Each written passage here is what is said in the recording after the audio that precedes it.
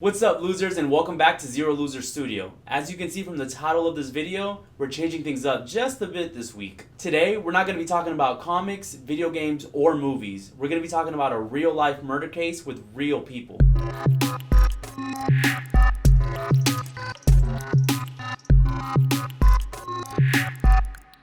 Now, I won't be getting too graphic in this video, so don't worry, but for any of you guys that aren't comfortable with this subject matter, I suggest you click off and meet us back next week. But for the rest of you, here we go. This week, we're going to be talking about the case of Catherine Hobbs.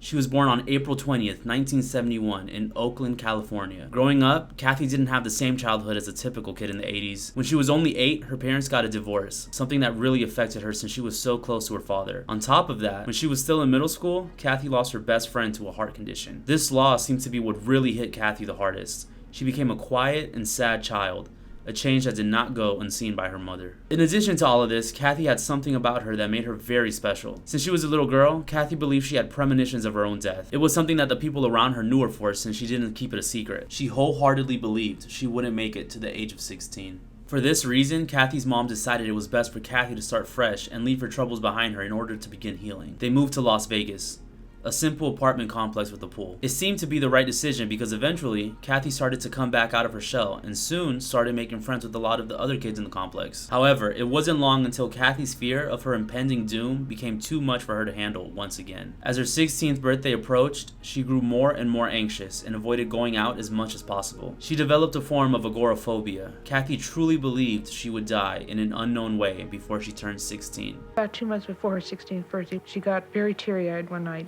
and told me, "Mom, I don't want to get any older. I want to be a little girl." She told me, "I'm not going to." She didn't think she'd make her 16th birthday.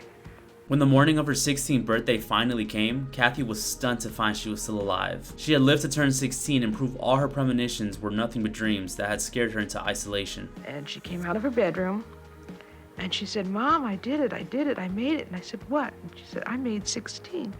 I didn't think I'd live to be 16. She finally began to live the normal life of a teenager. She started hanging out with her friends more and even showed an interest in going to beauty school to become a hairstylist. For Kathy, everything seemed like it was going her way for once. On the night of July 23rd, 1987, Kathy was reading a book in bed before she approached her mother at around 11 p.m. to tell her that she would be walking to the corner store nearby.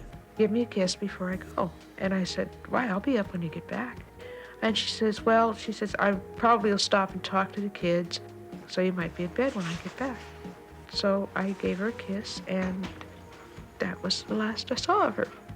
Her mother, Vivian, thought nothing of it because Kathy and her friends walked to the store together all the time. When Kathy had left the apartment and walked to the pool to gather her friends, it was unexpectedly empty. Not being deterred by this, Kathy decided to make the walk by herself. Later into the night, Vivian had woken up suddenly from a seemingly sound sleep with the feeling of someone having hit her head. She didn't think twice about it and soon went back to sleep, not noticing that Kathy had still not returned from the store, even though it was hours later. It wasn't until the next morning that Kathy's mother realized what was going on and immediately called the authorities. A huge search for the missing teenager went underway. Kathy's photo was played on the news all day and volunteer search parties attempted to find her, hopefully in one piece. It had been confirmed via receipts and interviews that Kathy had made it to the store and purchased the book, but it was met with some form of trouble on the walk back home. It wasn't until 9 days later that her body was found an hour's drive out from Vegas. Tire tracks detected by police confirmed that a van had pulled in, turned around, and pulled out, leaving the body there. 2 nearby rocks stained with Kathy's dry blood confirmed that she was bludgeoned to death. Soon after her death, letters were found in Kathy's room, written from her and addressed directly to her family members. They were dated a month before her 16th birthday and told her family to not be saddened by her inevitable death. The frantic search for Kathy had completely changed and was now a desperate search for her killer. Police weren't any closer to finding a suspect until 3 months later when the Las Vegas Police Department received a call from an anonymous informant. The informant detailed where Kathy had disappeared and what she was wearing that night to prove his validity. He admitted to having seen 2 men abduct a screaming Kathy and drive off, and told the police that he hadn't reported it sooner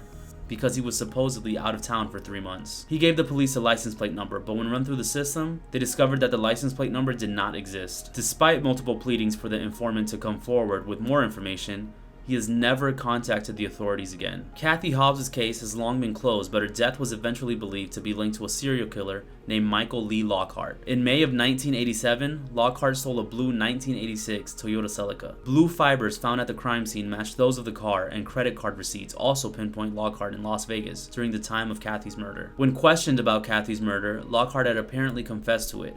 However, Michael Lee Lockhart was already convicted for murders in Indiana, Texas, Florida, and Tennessee, so the state of Nevada never chose to move forward with prosecution. On December 9th of 1997, Lockhart was executed in the state of Texas. So, this is an interesting case for many reasons, one of which being that the man associated with Kathy's murder was never truly prosecuted. Another fact that seems to make a lot of people, including myself, suspicious is the random call from the anonymous informant. It took him 3 months to come forward to the police with his information. His reason being that he was out of town? That's pretty suspicious. And what do you guys think about Kathy's premonitions?